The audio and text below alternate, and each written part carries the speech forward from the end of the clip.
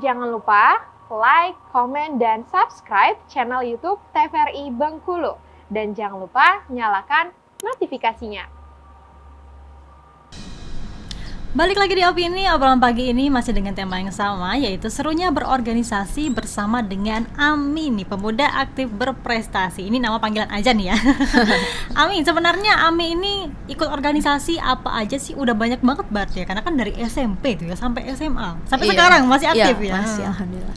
Kalau organisasi itu, kalau dari SMP kelas 1-nya Ami OSIS di SMP. Terus juga lanjut ke Forum Anak Provinsi Bengkulu, lanjut lagi ke Forum Anak Nasional, terus yang terakhir itu ikut Parlemen Remaja, itu yang diselenggarakan sama Sekjen DPR RI gitu. Tadi ada Forum Anak Bengkulu ya. Kalau itu emangnya tujuannya apa sih? Kalau Forum Anak Provinsi Bengkulu itu tujuannya untuk kami itu sebagai pelopor dan pelapor pejuang hak anak gitu. Jadi kami sebagai pelopor mempelopori hak-hak anak yang ada di Provinsi Bengkulu. Terus sebagai pelapor kami tuh berani untuk melapori permasalahan anak apa aja nih yang ada di Provinsi Bengkulu. Karena kan kebanyakan anak cuma bisa kita lihatlah sekarang gimana sih permasalahan anak sekarang. Nah kami tuh tugasnya tuh yang menyampaikan itu ke pemerintah gitu loh. Makanya di forum anak itu ada namanya Hari Anak Nasional, itu kita bakal bacakan suara anak Provinsi Bengkulu. Jadi aspirasi dari teman-teman, baik itu dari anak yang disabilitas, dari anak yang berhadapan dengan hukum, itu kita tampung aspirasinya untuk dijadikan suara anak provinsi gitu. Kalau sekarang apa nih yang lagi trending topik dengan kasus anak ini ya? Kalau sekarang sih bisa kita lihat kayaknya masih masalah kemarin pas COVID ya, itu mental health banyak banget tuh. Kalau sekarang ya masih tentang kekerasan pada anak tuh masih ada, bahkan kayak pemerkosaan kepada anak tuh masih banyak banget sih. Dan ini juga berarti turut berperan ya? Berperan forum anak. Makanya kita di Provinsi Bengkulu itu ada namanya tuh Provinsi Layak Anak. Nah itu tujuan dari forum anak itu untuk mewujudkan Indonesia layak anak gitu. Tapi itu untuk memecahkan kasus itu memang survei terlebih dahulu atau menerima laporan biasanya?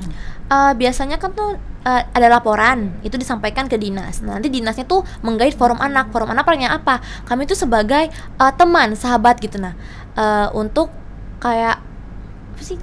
Untuk apa sih? Konselor sebaya gitu nah Kak, untuk menandingi anak-anak itu. Tapi kan nggak semua anak tuh kan berani speak up ya. Iya. Kalau dari Ami sendiri gimana nih caranya agar anak-anak itu kan biasanya kan nggak terlalu suka sharing ya, apalagi udah trauma gitu kan.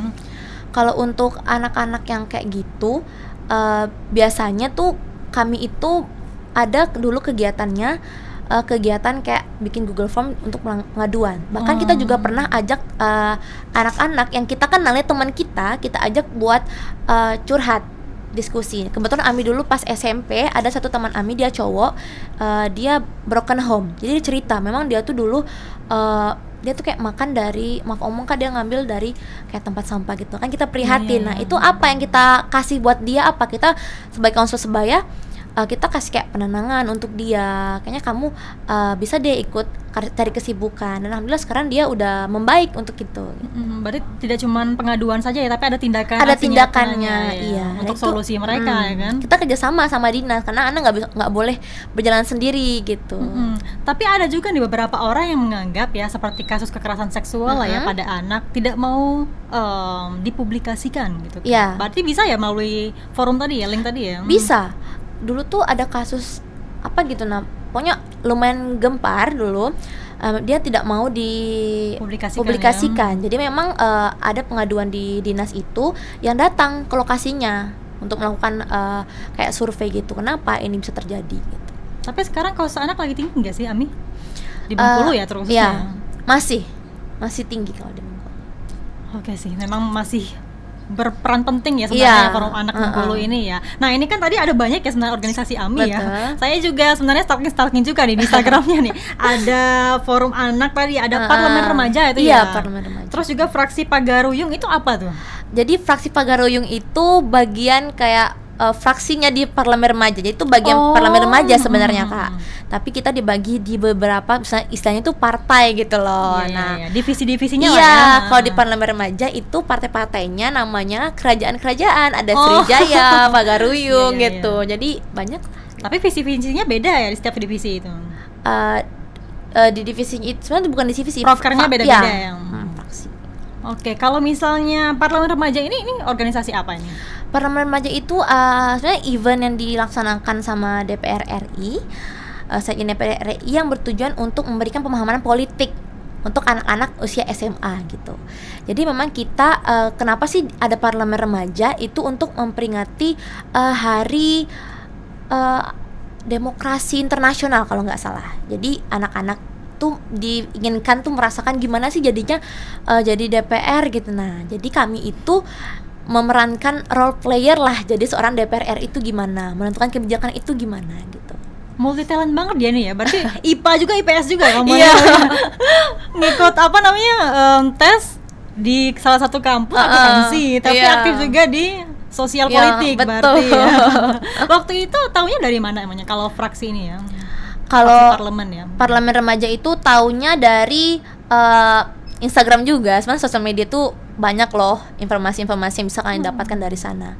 Jadi dari sosial media terus coba ikut. Alhamdulillah di tahun pertama lulus gitu. Itu dulu Parlemen Remaja total pendaftarnya kalau nggak salah sampai 4.000 deh. Yang kepilih cuman 132 anak dari seluruh provinsi Indonesia. 132 anak Yang ya, terpilih. Iya. Itu seluruh Indonesia. Itu kan aktif banget ya di Jakarta kan ya kegiatannya. Iya, kegiatannya Kalau Jakarta. sekolah Ami gimana waktu itu? Sering bolak-balik Jakarta. Jadi kalau misalnya ada kegiatan yang eventnya nasional itu alhamdulillah dapat izin dari sekolah. Biasanya itu kita membuat surat izin yang ditandatangani langsung oleh yang menyelenggarakan gitu. Kalau Fun kemarin itu dapat dari dinasnya yang ngasih surat izin. Kalau Parlemen Remaja itu juga dapat untuk surat izinnya. Kalau apa tadi? Parlemen Remaja ya? Iya. Kegiatannya apa aja sih emangnya kalau Ibu? Parlemen Remaja itu kita kemarin kan offline tuh, yang kepilih tuh kegiatannya offline sekitar 5 hari. 5 hari di Jakarta itu kita role player jadi DPR RI. Dari hari pertama kita ada Culture Night, itu Ami bangga ya sebagai Iya, anak iya, Bengkulu iya. menggunakan pakaian adat Bengkulu sampai itu dinotis sama itunya Pak Gop. humasnya. Oh, Humas. Iya di Parlemen Remaja tuh kayak katanya, ih ini dari provinsi mana, bajunya bagus ya, kan merah kan, Iya, yang iya, pakai iya, baju iya. baju adat itu kan satu kebanggaan dari kita. Terus juga habis itu ada orientasi dulu, itu ketemu sama DPR RI, kan namanya Kak Rizky kalau nggak salah. Nah Kak Rizky itu dia DPR muda juga, terus dia kasih orientasi, kasih insight-insight baru lah. Terus juga kemarin kan Ami kebetulan dapat tema tentang data pribadi, jadi memang dibahas, bakal ada juga dosen-dosen dari UI itu ngisi acara di sana. Terus kita lanjut ada namanya rapat dengan pendapat umum. Itu memang kami selain DPR sih Kak, jadi kami tuh menyampaikan pendapat kami tuh gimana. Berasa jadi DPR beneran. Iya gitu ya. betul, memang benar-benar di sana tuh bahkan kami tuh dipanggilnya tuh Dewan yang terhormat, Dewan Parlemen Remaja terhormat gitu. Nah, Oh, Dewan yang terhormat, iya, iya. betul kami tuh dijadikan seorang DPR gitu loh. Kayak simulasi beneran. Iya, ya. betul. Oke, Ami kita jeda dulu nih. Kayaknya masih Oke. banyak yang bakal dibahas ya. Tetapi setelah jeda pariwara berikut ini tetap bersama kami di Opini Obrolan Pagi ini.